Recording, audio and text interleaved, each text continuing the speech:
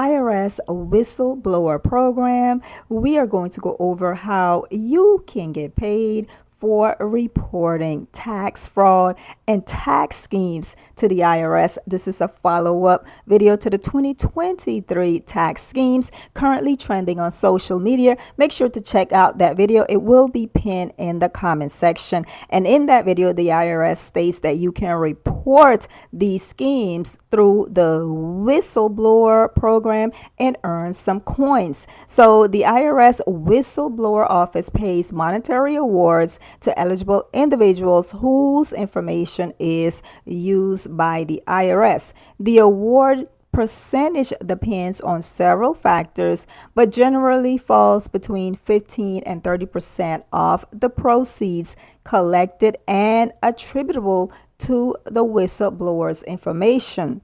Awards can only be issued once a final determination can be made, such as award payments cannot be made until the taxpayer has exhausted all appeal rights and the taxpayer no longer can file a claim for refund or otherwise seek to recover the proceeds from the government. So you will have to wait a minute to get paid if you are a whistleblower, because you have to wait until the taxpayer exhausts all of their appeal rights, and the outcome must be that the IRS win that particular case. In order to claim this money, you must submit a whistleblower claim. Individuals must use IRS Form 211 application for award of original information and ensure that it contains the following information: a description of the alleged tax non-compliance, including a written narrative explaining the issue or issues, information to support the narrative, such as copies of books and records, ledger sheets, receipts, bank records, contracts, emails, and the location of assets. So you have to give up all the tea to the IRS to get this money. A description of documents or supportive evidence not in the whistleblower's possession or control, and their location. An explanation of how and when the whistleblower became aware of the information that forms the basis for the claim. A complete description of the whistleblower's present or former relationship, if any, to the subject of the claim. So if you're reporting someone, the IRS want to know how you know that person. For example, family member, acquaintance, client, employee, accountant, lawyer, bookkeeper, customer. The whistleblower's original signature on the declaration under penalty of perjury. A representative cannot sign Form 211 for the whistleblower. So you have to put your signature on there. Somebody cannot sign for you. All right. The IRS want to make sure they know who is the whistleblower before you can get that money. It states here, individuals must then mail the Form 211 with supporting documents to the Internal Revenue Service, and the IRS address is listed there, as you can see. Now, claim eligibility.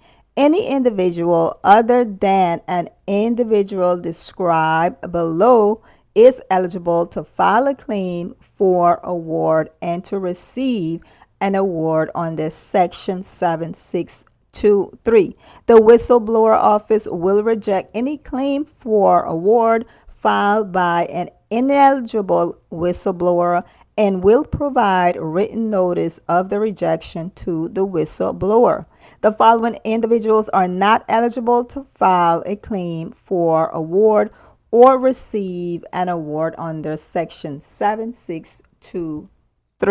An individual who is an employee of the Department of Treasury or was an employee of the Department of Treasury when the individual obtained the information on which they claim the claim is based on.